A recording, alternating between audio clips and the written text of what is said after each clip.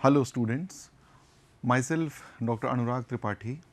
I am an associate professor in the Institute of Engineering and Technology, that is IET, in Lucknow in the Electrical Engineering Department.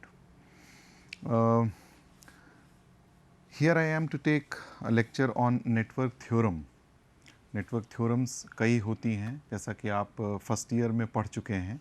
ये basically second year के लिए course है, ये जो network analysis and synthesis है उसका. तो मुख्यतः नेटवर्क थ्योरम्स का प्रयोग किरचॉफ्स करंट लॉ और किरचॉफ्स वोल्टेज लॉ से जो हम सवाल करते हैं उससे थोड़ा सरल करने के लिए होता है. जैसे एक बड़ा सवाल है और उसको थेवेनिन थ्योरम या नॉर्टन थ्योरम से किया जाए तो the amount of labour and complexity is very much reduced. तो आज हम एक one of the most important theorems को पढ़ेंगे जिसका नाम थेवेनिन्स थ्योरम है, जिसको हेल्महोल्ट्ज़ थ्योरम भी कहा जाता है. हालांकि इसमें कुछ विवाद था कि किसने इस थ्योरम को आविष्कार किया, but ultimately it is Thevenin's theorem. तो थेवेनिन थ्योरम बेसिकली ये कहती है कि अगर एक लीनियर टू टर्मिनल सर्किट है, टू टर्मिनल का मतलब जिसमें दो टर्मिनल्स या दो सिरे हों, है ना, वन पोर्ट या टू टर्मिनल एक ही बात होती है. तो एक लीनियर टू टर्मिनल सर्किट है और उसके अराउंड कोई लोड लगा हुआ है, तो उस पूरे लीनियर टू टर्मिनल सर्किट को हम एक single voltage source in series with a resistance if the circuit is resistive और impedance if the circuit is complex में से रिप्लेस कर सकते हैं. तो यहाँ पर जो VTH होगा, VTH वो इस लोड को हटा देने के बाद, जैसे हम इस टू टर्मिनल सर्किट में लोड को ओपन सर्किट कर दें, ऐसे लोड को हटा दें, यहाँ पे लोड था, ये लोड था, इसको हटा दें, तो यहाँ पर जो हमें वोल्टेज मिलेगा, voltage, that voltage is called VTH. और इस लीनियर सर्किट के अंदर के सारे इंडिपेंडेंट सोर्सेस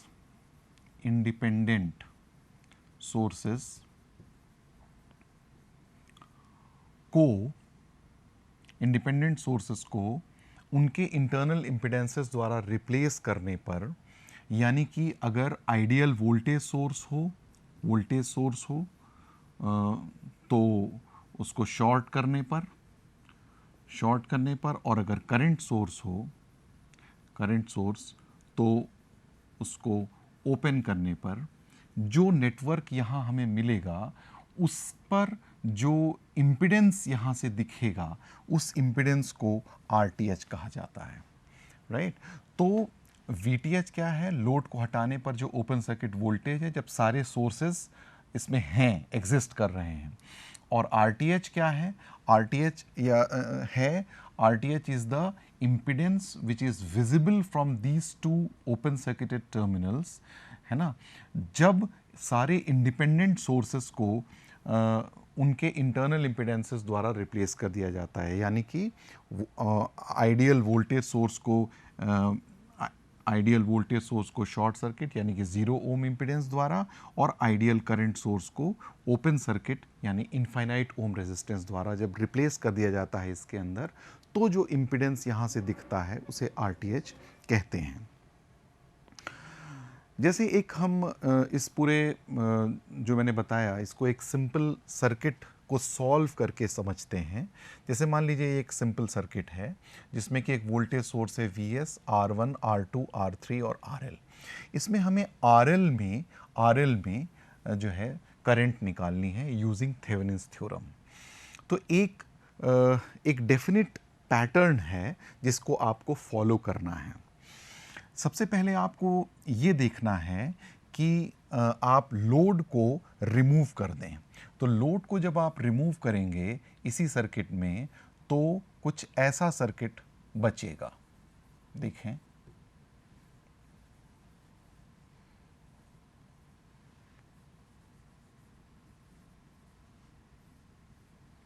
राइट, लोड को रिमूव करने के बाद हमें कुछ ऐसा सर्किट बचेगा। मान लीजिए इन दो ओपन सर्किटेड सिरों का नाम ए और बी है। अब हमें, जैसा कि मैंने अभी थोड़ी देर पहले बताया, कि इन दो पॉइंट्स ए और बी के बीच का वोल्टेज प्राप्त करना है, जिसे हम VTH या थेवेनिन वोल्टेज कहेंगे, राइट। तो इसके लिए हम जो स्टेप्स लेते हैं टू फाइंड VTH, इसमें पहला स्टेप है find the relevant currents in the circuit। Relevant currents का मतलब, रेलेवेंट का मतलब जिनसे हमें मतलब है, कंसर्न करंट्स हैं, वो मैं अभी थोड़ी देर में बताता हूं। तो ये पहला स्टेप है। तो हम इसको फॉलो करें अगर इस सवाल में, तो हम देखेंगे कि एक करंट यहाँ से निकलेगी VTH से, जो R1 में बहेगी और उसका कोई भी हिस्सा R2 में नहीं जाएगा, क्योंकि R2 आगे से ओपन सर्किटेड है, यानी कि सारी करंट जो है R3 में आ जाएगी। तो वो करंट क्या बहेगी, जो पहला स्टेप है उसका पालन करने पे हमें क्या मिला कि I the current is equal to VS upon R1 plus R3, right, जो करंट है। तो find the relevant currents in the circuit को हमने निकाला VS upon R1 plus R3। आगे बढ़ते हैं। आगे बढ़ने पर हम क्या करते हैं कि इस वोल्टेज को हमें निकालना है अभी, VTH, इस वोल्टेज को निकालना है। तो इसी सर्किट में हम देखते हैं जो सेकेंड स्टेप है, सेकेंड स्टेप वो ये होता है ऑफ फाइंडिंग VTH कि स्टार्ट फ्रॉम B। हमने, आपको याद होगा, A और B दो पॉइंट्स माने थे, तो B से शुरू करना है, स्टार्ट फ्रॉम B और A तक पहुंचना है, और इस दरमियान जितना वोल्टेज गेन या ड्रॉप हो रहा है वो हमें निकालना है, राइट। तो start from B and reach A, B से शुरू करके हमें A तक पहुंचना है, and find the voltage gain oblique drop in doing so. ऐसा करने पर हमें कितना वोल्टेज गेन या ड्रॉप होता है ये निकालना है, राइट। तो आप देख सकते हैं कि हम B से चले, यहाँ तक आए, हमें कोई गेन या ड्रॉप नहीं हुआ। उसके बाद हम, एक रास्ता ये है, इस रास्ते से हम जा सकते हैं ऐसे, और एक रास्ता इधर से भी जा सकते हैं। तो इस रास्ते से अगर जाते हैं तो हम ये पाएंगे कि जब हम R3 से गुजरेंगे तो हम करंट I जो ऊपर से नीचे की ओर बह रही है से उल्टी दिशा में जा रहे होंगे। तो अगर हम करंट से उल्टी दिशा में जाते हैं तो हमें वोल्टेज गेन होता है, because current always flows from a higher potential to the lower potential. Current हमेशा हायर पोटेंशियल से लोअर पोटेंशियल की तरफ बहती है, यानी कि ये सिरा लोअर पोटेंशियल पे है। तो अगर हम इसके उल्टा जा रहे हैं तो हमें हमेशा वोल्टेज गेन होगा। तो वो गेन कितना होगा, I इंटू R3। तो इस कदम का, इस स्टेप को हमने फॉलो किया तो हमें मिला I इंटू R3, और इसका हमें गेन हुआ तो हम प्लस लिख सकते हैं, प्लस I इंटू R3। आगे बढ़े, हम यहाँ पहुँच गए ऐसा करके, और यहाँ पहुँचने के बाद हमें A तक जाना है। तो हम जानते हैं, हमने देखा है कि R2 में कोई करंट नहीं बह रही है, तो R2 में करंट ना बहने का मतलब क्या हुआ कि ये जो पॉइंट है जहां हम पहुंचे हैं और A, ये दोनों इक्विपोटेंशियल पॉइंट्स हैं, इनके बीच में पोटेंशियल डिफरेंस नहीं है। तो कहने का मतलब कि ये जो I इंटू R3 नाम का वोल्टेज था, यही हमारा VTH हो जाएगा। तो इस तरीके से हम ये कह सकते हैं कि VTH is equal to I into R three, और आई हमने निकाला था V S upon R one plus R three into R three. तो ये हमारा open circuit voltage V A B या ओपन सर्किट वोल्टेज या थेवेनिन वोल्टेज कहलाएगा। दूसरा स्टेप है कि हम आरटीएच को निकालें। आरटीएच जैसा मैंने बताया था, आरटीएच को निकालते समय हम ओरिजिनल सर्किट के सारे सोर्सेस जो होते हैं, यानी कि वोल्टेज सोर्स होता है तो उसको शॉर्ट सर्किट द्वारा, और करंट सोर्स जो होता है उसको ओपन सर्किट द्वारा रिप्लेस कर देते हैं। तो इस सर्किट में ऐसा करने पर हम पाएंगे, देखिए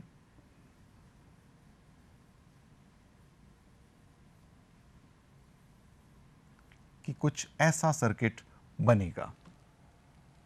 वैल्यूज देख लेते हैं, R2, R3, R1, R2, R3, R1। यहां पर वो वोल्टेज सोर्स था जिसे हमने शॉर्ट सर्किट द्वारा रिप्लेस कर दिया। यहाँ से देखने पर ये हमारा ए पॉइंट है, ये बी पॉइंट है, तो यहाँ से देखने पर जो हमारा रेजिस्टेंस मिलेगा, तो पहले हमें R2 मिला, उसके बाद हम देख रहे हैं कि R1 का एक सिरा R3 के एक सिरे से एवं R1 का दूसरा सिरा यानी कि ये सिरा R3 के दूसरे सिरे से जुड़ गया है। अतः R1 और R3 पैरेलल में हैं और ये पैरेलल कॉम्बिनेशन फिर R2 के सीरीज में है और इस पूरे को हम RTH कह सकते हैं। अतः RTH जो है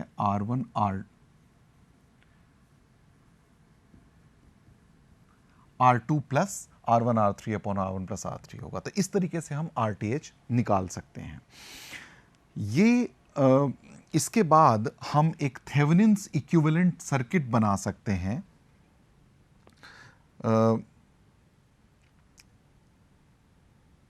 थेवेनिन्स इक्विवेलेंट सर्किट जो है वो हमारा ऐसा बनेगा, ये VTH होगा, ये RTH होगा और यहाँ पर हम वो लोड वापस लगा सकेंगे RL, जिससे हमें करंट निकालनी थी। तो अब ये पूरा नेटवर्क एक सिंगल लूप सर्किट में कन्वर्ट हो गया, इजी हो गया है और वो करंट जो है लोड की हम ऐसे निकाल सकते हैं, RTH plus RL। This is how we can find the current through the load using Thevenin's theorem. इसमें अब एक महत्वपूर्ण बात है कि अभी तक हम सिर्फ उन केसेस को देखे जिनमें इंडिपेंडेंट सोर्सेस प्रेजेंट थे। जैसा कि आप देख रहे हैं कि ये जो सर्किट है इसमें सिर्फ इंडिपेंडेंट सोर्स ही प्रेजेंट है। मान लीजिए इसी सर्किट में एक सोर्स ऐसा होता, मान लीजिए यहाँ पर एक वोल्टेज सोर्स होता है ना, और ये करंट को हम I कहते और ये 5I का एक डिपेंडेंट वोल्टेज सोर्स होता, राइट, डिपेंडेंट वोल्टेज सोर्स होता या कंट्रोल्ड वोल्टेज सोर्स होता। तो ऐसी स्थिति में हम VTH तो बिल्कुल ऐसे ही निकालते हैं। अब आपको यह भी पता चल गया होगा कि रेलेवेंट करंट, तो रेलेवेंट का मतलब R3 में करंट निकालना महत्वपूर्ण था, क्योंकि R3 से ही हम VTH आराम से निकाल सकते थे। तो अगर ये बड़ा नेटवर्क होता तो हमें इधर के करंट्स की उतनी ज़रूरत नहीं होती जितना R3 के करंट, तो R3 का करंट निकालना ज़रूरी होता है VTH निकालने के लिए। तो VTH तो हम वैसे ही निकालते जैसा हमने इंडिपेंडेंट वाले केस में किया था, लेकिन RTH निकालने की प्रक्रिया में थोड़ा परिवर्तन आ जाता है। देखें,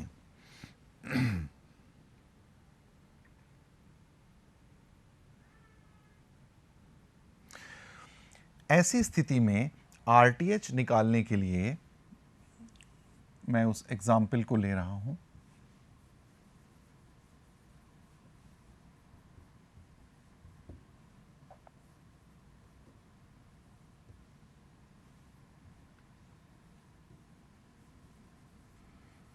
अगर ये सवाल होता मान लीजिए, तो RTH निकालने के लिए हम लोड को रिमूव कर देते और उसकी जगह पर एक 1 वोल्ट का वोल्टेज सोर्स लगा देते और उसकी वजह से सर्किट में एक करंट I बहती हुई मानते RTH निकालने के लिए। ऑफ कोर्स उसके पहले हम जो इंडिपेंडेंट सोर्सेज हैं उनको उनके इंटरनल रेजिस्टेंसेस द्वारा रिप्लेस करते। इंडिपेंडेंट सोर्स को उनके इंटरनल रेजिस्टेंस द्वारा रिप्लेस करते, यानी कि शॉर्ट करते। वोल्टेज सोर्स था तो शॉर्ट करते। डिपेंडेंट सोर्सेस को आरटीएच निकालते समय टच नहीं किया जाता है, डिपेंडेंट सोर्सेस को। इनफैक्ट डिपेंडेंट सोर्सेस के सवालों को करते समय हम एक लोड को एक 1 वोल्ट के वोल्टेज सोर्स द्वारा रिप्लेस कर देते हैं और उसकी वजह से एक करंट, एक अननोन करंट आई बहती हुई मानते हैं और इस पूरे सर्किट को हम सॉल्व करते हैं 1/I निकालने के लिए और वही हमारा आरटीएच होता है। राइट इस पॉइंट का जो वोल्ट का जो इम्पिडेंस है वो हम ऐसे निकाल सकते हैं 1/I। इस सर्किट को सॉल्व किया जा सकता है, किरचॉफ्स वोल्टेज लॉ लगा सकते हैं, किरचॉफ्स करंट लॉ लगा सकते हैं, उससे सॉल्व कर सकते हैं। अब हम देखते हैं कि थेवेनिन थ्योरम की कुछ नेसेसरी शर्तें होती हैं, कंडीशंस होती हैं, वो क्या होती हैं।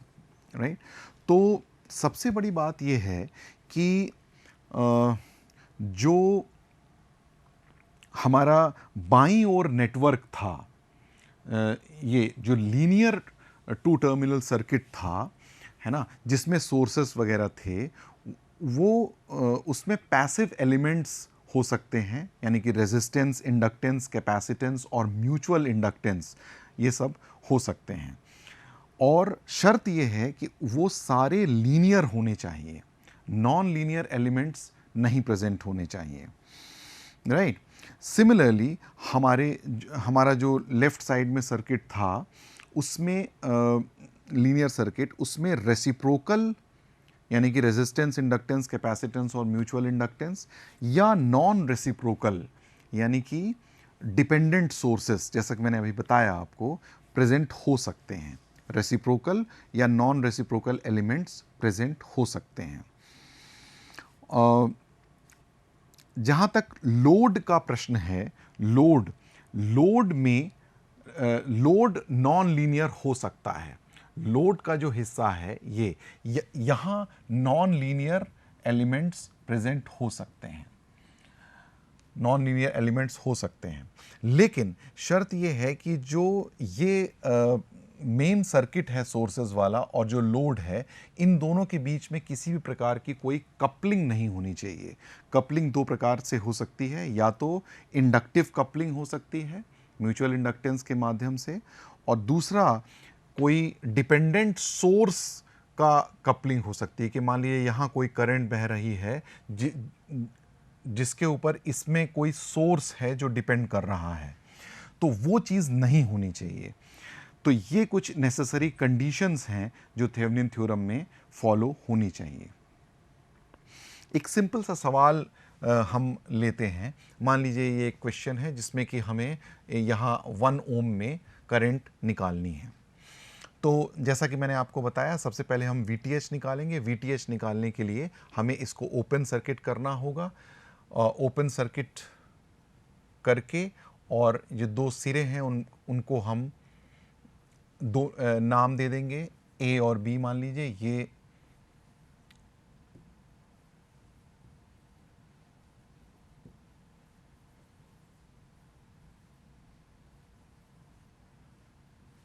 सर्किट कुछ ऐसा बनेगा, A और B। ठीक है,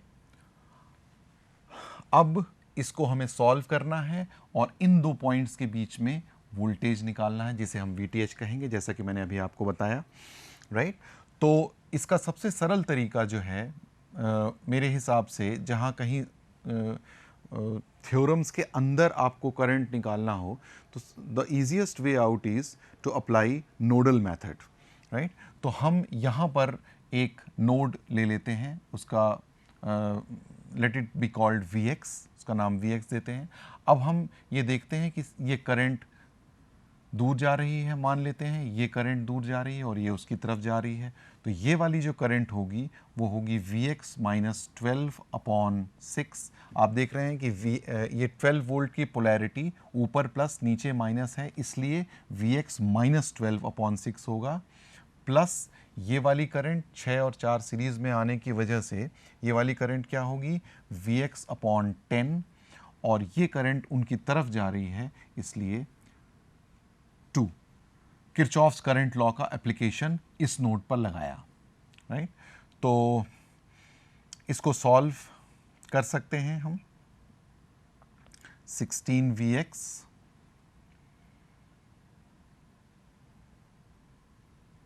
minus 120 is equal to 120. 16Vx is equal to 240. Vx is equal to 240/16, which will come out to be 15 volts. और Vx, ये Vx है जो 15 आया है, तो जो करंट होगा यहाँ पे, जो करंट होगा वो क्या होगा Vx/10, यानी कि 15/10 यानी कि 1.5 एम्पियर्स। और ये वाला जो वोल्टेज होगा, मैंने आपको बताया था कि रेलेवेंट करंट आपको फाइंड करना है, तो रेलेवेंट करंट आपने यानी कि 4 ओम में करंट आपने प्राप्त कर ली है। 1.5 इंटू 4 जब आप करेंगे तो आपका VTH आएगा 1.5 इंटू 4, दैट इज 6 वोल्ट्स। तो VTH आ गया। अब इसी प्रकार आप RTH निकाल सकते हैं। RTH के लिए आपको क्या करना होगा, सारे सोर्सेस को निष्क्रिय करना होगा, यानी कि उनके इंटरनल इम्पीडेंसेस द्वारा रिप्लेस करना होगा। तो आप देख सकते हैं कि ऐसा करने पर हम ये वोल्टेज सोर्स को शॉर्ट कर देंगे, ये 6 ओम रहेगा। करंट सोर्स को ओपन कर देंगे, ये वाला 6 ओम रहेगा और ये 4 ओम रहेगा। ये हमारा ए और बी, राइट। तो अब ये 12 ओम जो है वो इस 4 ओम के पैरेलल में आ गया है, तो हमारा RTH क्या होगा 12 into 4/12 plus 4, that is 48/16, that is 3 ohm.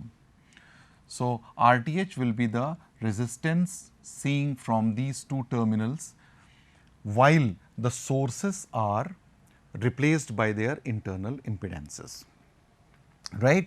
तो अब हम थेवेनिन इक्विवेलेंट बना सकते हैं, और थेवेनिन इक्विवेलेंट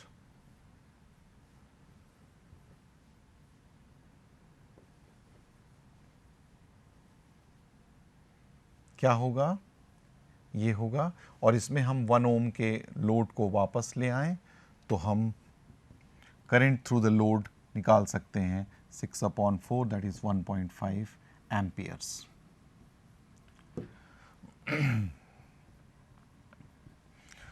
तो दिस इज ये एक सिंपल एग्जाम्पल था for finding current using Thevenin's theorem. इसी प्रकार हम एक सवाल ये ले सकते हैं जो डिपेंडेंट सोर्स का सवाल है। तो डिपेंडेंट सोर्स के सवाल में हम ये 2Vx है और ये Vx वोल्टेज अक्रॉस दिस 4 ओम है। तो इसको करने के लिए जैसा कि मैंने बताया, बिल्कुल हमें वैसे ही करना है। Vx निकालते समय हमें सारे सोर्सेस को एक्टिव रखना है, और RTH निकालते समय हमें यहाँ AB के अक्रॉस एक 1 वोल्ट का वोल्टेज सोर्स लगा देना है, और उसकी वजह से एक I एम्पियर करंट बहाना है और 1/I को प्राप्त करना है। तो RTH निकालने का तरीका हम देखते हैं। देखिए, 5 एम्पियर को ओपन कर देंगे,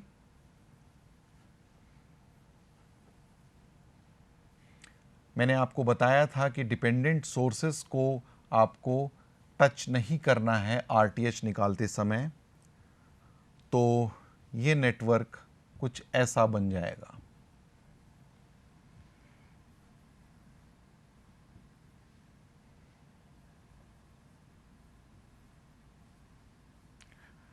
AB। अब हमें यहां पर एक 1 वोल्ट का वोल्टेज सोर्स लगा देना है, जिसकी वजह से एक करंट आई बहती हुई हमें यहां मानना है।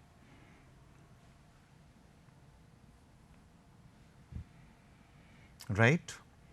तो इस इक्वेशन को, इस सर्किट को आपको सॉल्व करना है। तो जैसे मान लीजिए इसको किरचॉफ्स वोल्टेज लॉ से आप सॉल्व करते हैं, तो किरचॉफ्स वोल्टेज लॉ से आप इसको सॉल्व कर सकते हैं। करंट्स 3 मान लीजिए, I1 here, I2 here, I3 here. और एक बात का ध्यान रखना है कि ये जो करंट है, ये जो वोल्टेज है, इसमें 4 वेरिएबल्स हो गए, I1, I2, I3 और Vx। तो जो चौथा 3 इक्वेशंस तो आपको किरचॉफ्स वोल्टेज लॉ से मिल जाएंगे। चौथा इक्वेशन जो है उसके लिए क्या करना होगा कि हमें Vx और I1 में रिलेशन साफ साफ दिख रहा है। ऊपर से नीचे की ओर Vx की पोलैरिटी है और करंट I1 नीचे से ऊपर की तरफ बह रहा है। तो हम ये कह सकते हैं कि ये हमारा चौथा रिलेशन है between Vx and I1। I1 अगर ऊपर से नीचे बह रहा होता तो 4I1 would have been equal to Vx, right? लेकिन फिलहाल क्या है, I1 को हमने ऐसा एज्यूम किया है क्लॉकवाइज, इसलिए ऐसा होगा। तो ये 4 रिलेशंस हैं, इनका यूज़ करके, और 3 इक्वेशंस आप लिख सकते हैं किरचॉफ्स वोल्टेज लॉ से। आप I3 की वैल्यू निकालना है आपको, रेलेवेंट करंट जो मैंने कहा था। तो I3 की वैल्यू निकालकर -1 अपॉन I3 करना है, क्योंकि I3 जो है इक्वल टू -I है। हमने देखा I ऐसे बह रहा है, ये है I, और I3 ऐसे बह रहा है, तो ये है। तो -1 upon I3 will be equal to your RTH। तो इस तरीके से आप RTH निकाल सकते हैं। VTH का प्रोसीजर बिल्कुल सिमिलर है जैसा कि हम इंडिपेंडेंट सोर्स के लिए करते थे। राइट। ये एक और न्यूमेरिकल है जिसको कि कर सकते हैं। इसमें the Thevenin voltage VTH as seen. तो इसमें भी हम इसको A और B यहाँ पे ओपन सर्किटेड है, हम एक नोड मान सकते हैं यहाँ पर Vx, और Vx अपॉन 2, सॉरी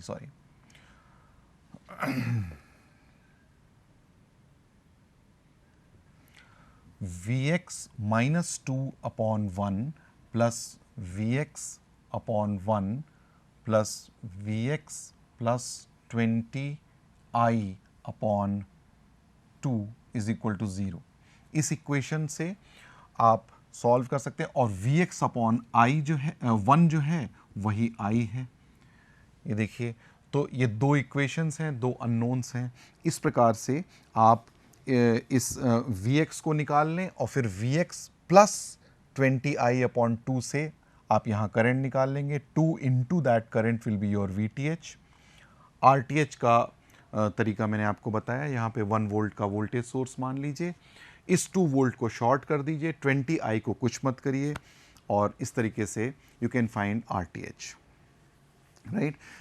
अगली कक्षा में हम कुछ और नेटवर्क थ्योरम्स के बारे में पढ़ेंगे। Thank you.